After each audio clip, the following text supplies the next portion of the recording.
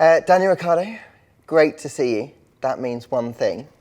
You're back in Formula One as a race driver. How does it feel to hear that? It's great. It's good to chat to you again on camera. We still chat.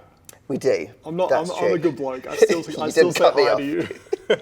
But yeah, mate, it's good. It's really good. You know, I enjoyed, you know, this, call it 6 months off, and I think it was really good for me. But yeah, the more kind of races I started to attend, the more sim I started to do, certainly getting the bug back, so to speak. And then jumping in the car a few days ago, I was like, oh yeah, it all felt very normal. It must have all come flooding back. Right? Familiar. Yeah, it did. It was one of those ones, like the very first lap, I was like, oh, this is fast. And then within a few, it's all, it's like, okay, I want to go faster now. So it was good. It's really good. Okay, so you signed for Red Bull as a third driver. To explain to everyone, how have you gone from that to in an AlphaTauri seat, replacing Nick de Vries for the Hungarian Grand Prix? You have to ask them. Like I just, it's all, look, I've been part of, obviously with a little interval, or not an interval, a little intermission the last few years, but I've been part of the Red Bull family for so long, and I know that these things can happen. So even though I was sure taking some time off this year, I was always, like, in the back of my mind, I knew maybe I will get a call. And of course I was on standby for Max or Checo as well if they're unwell or unfit. So I was always like staying ready enough. And it's an unpredictable sport. So just staying ready at all times, I guess. So I want to know what that call from Helmut Marko was like. You've had those calls before. Many a Red Bull driver has had one. What happened when his name popped up on your phone? Well, I was like, okay, let's just hear what he has to say.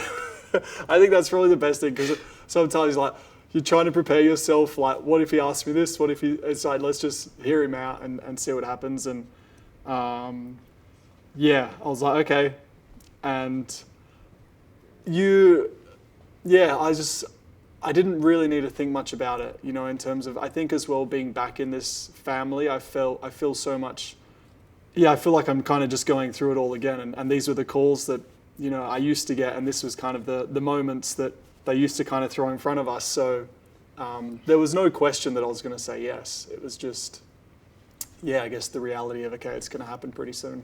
You mentioned that familiarity of being back at Red Bull. I know that when you left Formula One, you maybe fell out of love a little bit when you left as a race seat. Sure. How have you found that love again? Has it helped, I guess, being back in the Red Bull family?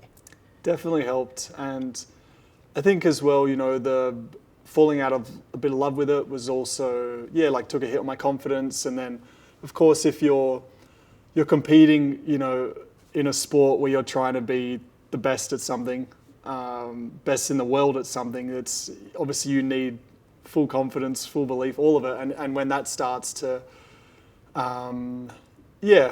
diminish a little bit, I guess the enjoyment then starts to drop as well. So there was just a lot of factors. And then getting back to Red Bull and kind of the reception I had walking back into that team was really kind of just, in a positive way, a little bit overwhelming. And then getting back on the sim, I was still like a bit unsure how I was going to go, if the car would feel like it used to, and if I was going to be, for lack of better words, like the old me. So once I'd done a few sim sessions and started feeling like myself again, it then just kind of brought me back to normal Daniel, where I was falling back in love and ready to go again. You mentioned the old me, the normal Daniel. I watched that interview that we did when in McLaren in Belgium last year, just after the news that came out. I was smiling. I was like, oh, what interview? I was like, oh, that one, okay. Yeah, it was really sad, I think. You could tell that you were sad, you were hurt by what had happened. So how mentally challenging has these last few months been? I guess when you're trying to go for the top in something, you know, like not everyone makes it. And so you know, there's a lot of, this sounds really, but like there's a lot of sad stories, so to speak, you know, like not everyone has the hero story. So I think it was just important for me to yeah, like remain perspective and also learn from it all, you know. And I think it's like if I truly still wanted it and had that desire, then I can learn from some of, let's say, you know, my mistakes or things, you know, some weaknesses, or I don't know. So I was trying to, as much as I didn't want to be in that position, I was still trying to find like the good in it so that it could kind of move me forward and be a more complete version of myself. And that's what I'm certainly starting to feel this year, and being back in Red Bull and all that, it feels like, okay, all this stuff happens ultimately for a reason, I guess, if you use it the right way. What do you think you did learn during that period of time?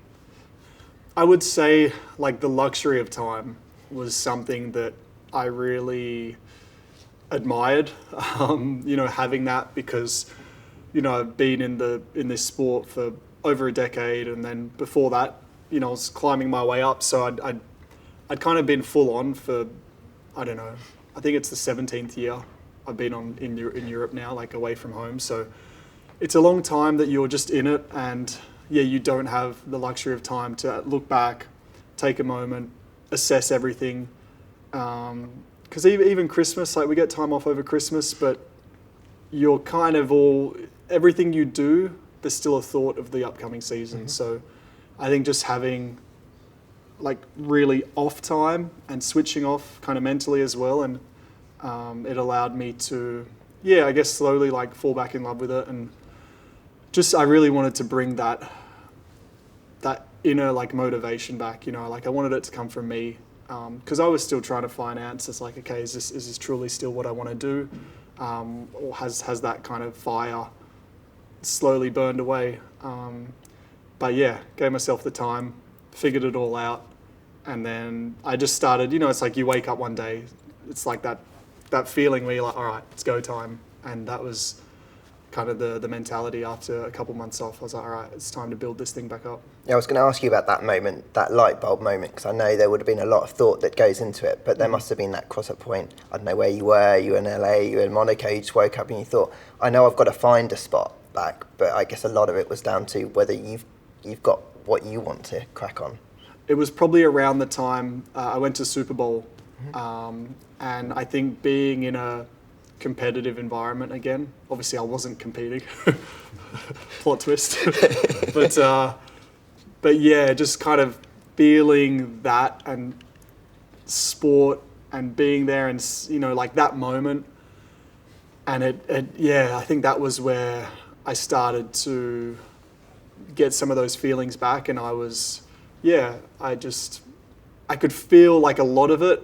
And I was like, this feeling hasn't gone yet. Like that competition that, I would love to just be under the lights and just compete right now. So that was certainly a moment where it all started to, turn around, I guess. And did it make it easier for you to then take the next steps to try and achieve your goal? Because I guess you're a third driver at Red Bull. That's, I don't want to call it a step down, but it's obviously just not what you're used to. You'd stepped up to the highest point. You were number one at Red Bull at one point as well. Yeah. So did that help kind of cope with that? And then you obviously were just throwing yourself into the sim sessions. You were just doing everything you could to just get yourself ready to go. And did that help kind of manage that situation of being around and not being a race driver? It helped. Just, I think, keep like sparking the fire or whatever it is. The first race I attended was Melbourne, and it was cool because home race, and I was in a pretty awesome environment. And I was sitting on pit wall, and I seeing all the drivers like get out the pits. I was like, I miss that feeling. But deep down, I was still kind of letting it build up. I wasn't like, I guess, foaming at the mouth back in Melbourne, but it was building. Monaco was where I was watching qualifying, and I was like, it was a great qualifying. Like, it was a very exciting one. So as a fan, I was like, that was cool. But yeah, that was like, Monaco's so special. And that's where I was really starting to get like, being in a car around here would be really fun. Well, I'm glad that you're back on the grid, but you're jumping in mid-season. Last time you did that was a decade ago when you obviously made your debut with HRT Hispania. Yeah. It's very different now. You've got tons more experience, but how are you feeling about that aspect? I'm excited about it. I think it's a challenge for sure to jump in and try to hit the ground running, but I'm also, I guess I feel like I've also been through a lot the last year or even the last few years where I'm like, I'm not really scared of anything that's going to be thrown my way. So like for that, I actually really do like the challenge, and I say challenge because yes, it will be a challenge, but yeah, I don't know if I'd have it any other way. I love it. And obviously, AlphaTauri, you knew them as Toro Rosso when you drove for them as well. Are there any familiar faces still there? I know your trainer obviously is there working with you, well, your old trainer rather, Michael Italiano. Yeah, I did a seat fit, or like a bit of a seat check earlier in the season, and yeah, there's a few familiar faces like mechanics and stuff, but I'm going to spend a bit more time there before Budapest, and yeah, just get to know the team, because I'm sure there are some very many new faces. It was a decade ago, I think, since I raced there. It was 2013 was my last season. So yeah, it's even that's, you know, going back to like the start of the year, get back into the Red Bull family, felt like full circle. Now going back to AlphaTauri, which as you said was once Toro Rosso. It's like, it's all very full circle right now. But I understand, like, this is my journey back. Like, this is the process and the path, and ready to embrace it. They're in a bit of a different spot to when you were with them last time. They're struggling a little bit towards the bottom end of the Constructors' Championship. What are your kind of expectations there? I think it's really just for me to, I'm not setting anything, like the car will be what it is, you know, I'm going to drive it and then work from there. You know, I don't want to get too much, I always ask if I'm saying the right English, preconceived ideas, is that right? Yep, preconceived, yep.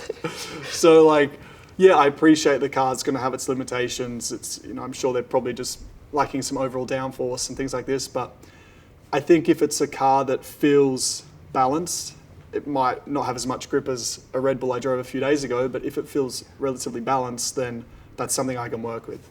But I'm looking forward to also developing it and using my experience. But ultimately, I think for Budapest, just go out and have fun. Just try and use more right foot than left and have a good time. And it's a circuit you've won at before, so you've got good form there. You've got a ton of podiums there as well. So that must be nice to go back and hit to a circuit you know you can get into the rhythm quite quickly. The rhythm is a good word, because I always associate that circuit with rhythm, you know, especially the second sector. You put so many corners together, and I think that's where, if the car is relatively balanced, you know, that's where you can really have some fun. And that's Budapest is cool. And I don't know, I think there's a lot that's kind of, I know the next week's going to be busy, but it won't be any more crazy than my debut, which was halfway through a season with a team I didn't know or never met before. So yeah, I'm all good. Exciting times. What have Red Bull said expectation-wise? You're obviously on loan from them to AlphaTauri. What have they said you've got to achieve? Just be a legend, really. Easy. Done. You know, like they expect results, performances. You know, it's hard to define. I think until I get in the car, it's hard to define what that is. Is it a P8? Is it a P14? I don't think there's pressure for, you know, until the summer break. Obviously, there's 2 races and then the summer break. I don't think you have to do this before August. But yeah, I also don't expect to get off to a slow start. I want to hit the ground running and try and also use what I've learned in this time off to put it to use. And just finally, I know recently you said, you know, the dream, of course, is to get back to the Red Bull team. This is like a first step. If you deliver, you know the ball's in your court, right? You've just got to keep delivering and hope that an opportunity opens up. Yeah, that's why it feels a bit like back when I was, you know, working my way up through it, and, you know, through in the Red Bull family, and it was like, that was it. It's like, if you get results, and we'll keep pushing you. So that's really like the mindset. And I would, I know, like, as you mentioned, the team, I know it's been tough to get a points finish this year, top 10. So, you know, to push this car and try to get it inside the top 10, I think that would be, you know, that would get everyone pretty fulfilled and excited. Great stuff, Daniel. Well, thanks very much. Best of luck. And as I said, great to see you back. Likewise, Lawrence. Thanks.